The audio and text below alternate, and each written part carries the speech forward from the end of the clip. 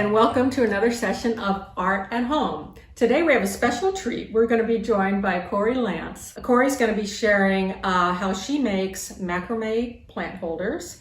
And even if you didn't participate last time, you'll be able to use any kind of houseplant container and make your home more beautiful, and your houseplants have a special place to hang in your home. So let's go ahead and turn it over to Corey, who's going to share her wisdom and techniques for macrame plant holder. Hi everyone, my name is Corey Lance. Thanks so much for having me on Art at Home today, Amy. So in this course, your supplies are including a couple cuttings that have already been rooting for the last month and are ready for you to pot, along with soil that was actually donated to us from the Green Place, Orange County, which is in downtown Fullerton. And then a number of different strings that you're going to be using for your macrame hanger. We have already pre-cut these strings for you, and we did want to include a couple images here of the different strings that if you decide you want to make these projects again in the future, here are the supplies that you will need. We have here our macrame cord, which is an organic cotton, scissors, a ruler to measure out the length of the string. And for this particular project, you're going to need 2 small 1 foot long strings that will be used to secure the top and the bottom of the hanger. And we have included 4 long 6-foot strings. The last little hack that I have for you, this is not included in your supplies, but this is actually a hanger that I have at my own home. If you want to take it and secure it on the front of a table, you can use your strings to hang on the hook. So as you're doing your knots, it's a lot easier to keep secure and tighten every knot as you go. All right, so let's get started on how to learn how to do these knots. All right, so here's a full shot of the finished product that we're gonna be working on today. To get us started, we're gonna start with this top knot up here. So what we're gonna be doing is taking our one of our shorter cords, wrapping it around, and I'll show you how to secure and tighten the knot. From there, the longer cords are gonna continue on, and we'll do different knots throughout, and then there'll be another bottom knot here, the same as the top. All right, let's get started. Okay, so once you have all 4 of your long strings and half on your knot here, we're gonna take this short string, take one end and make a loop like this. From here, we're going to lay this loop onto the top part. So this right here is where we're going to use to hang the macrame. So once you have this loop laying on top of the long cord, you're going to circle it around the loop. And you're just gonna keep making circles. You need at least 5 loops around. And then once you're at the end here, you're going to pull the bottom part through the loop like this. From here, you're going to take the end, both ends, and pull tight. There's our gathering knot. Now we're just gonna go ahead and cut the top and the bottom here.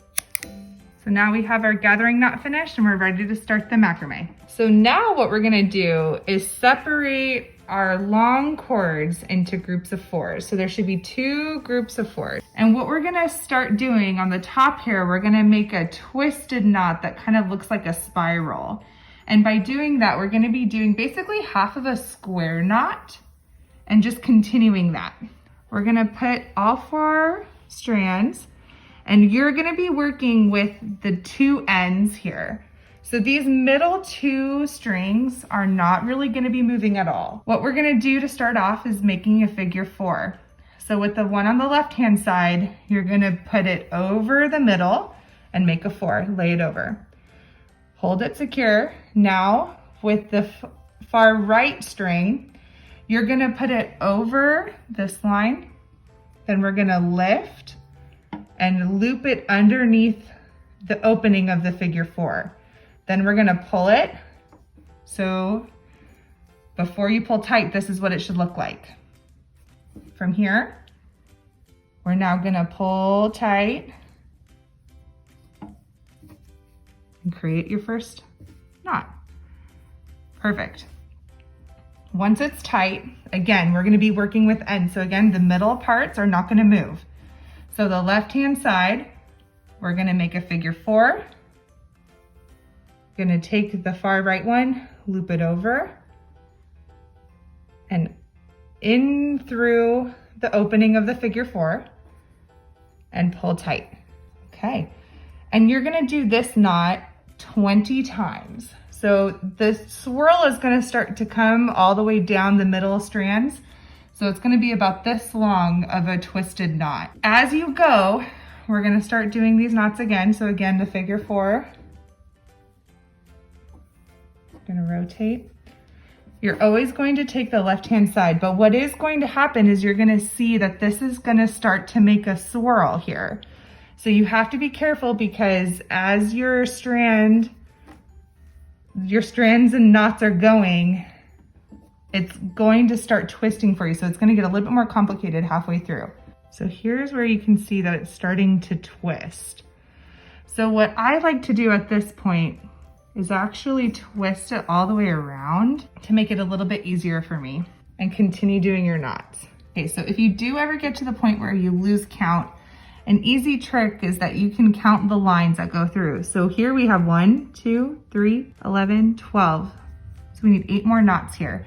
But in general, you can make this as long as you want, just as long as both sides will end up being the same. Okay, so now you can see that we've finished both sides with their 20 knots. From here, what we're gonna be doing is making just a simple knot right above where the pot is going to lay. So for us, I typically like to measure out about the same length in between my knots. So what I'm gonna do is take one end of this string, or string set, and then the other end of this string set. So we're gonna bring it together.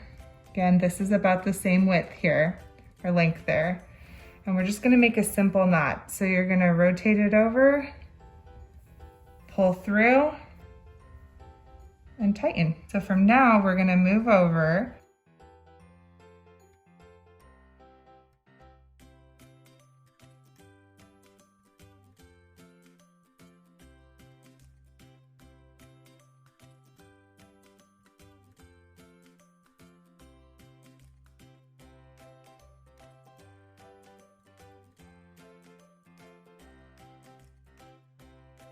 Okay, so now at this point we have moved our hanger onto a door to make it a little bit easier for measuring. So for us, we're gonna be using terracotta pot that we used 2 weeks ago in our last Art at Home course. So what we're gonna do is envision that this is laying in the macrame holder. So we are gonna be taking these 2 knots and we're gonna secure the outside ones together. I like to make my first right about the end of the first rim. So I'm going to be taking these 2 strings and doing my knot right about here.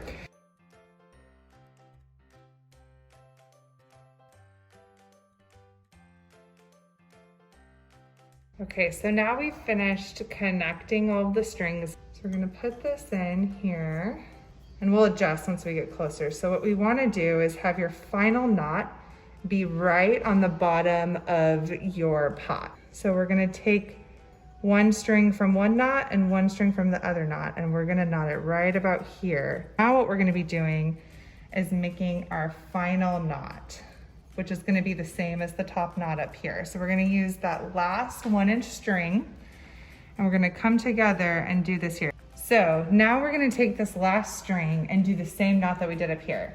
Again, we're gonna take this string, we're gonna hold it here, and we're gonna make that loop that we did originally on the top there.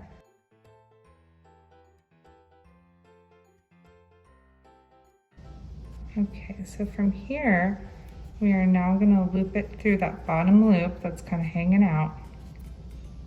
Pull that string through, and we're gonna take the top string and pull. You can also push it up to where you want it to be. Pull really tight. Perfect. So from here, you can make any adjustments to your knots if necessary.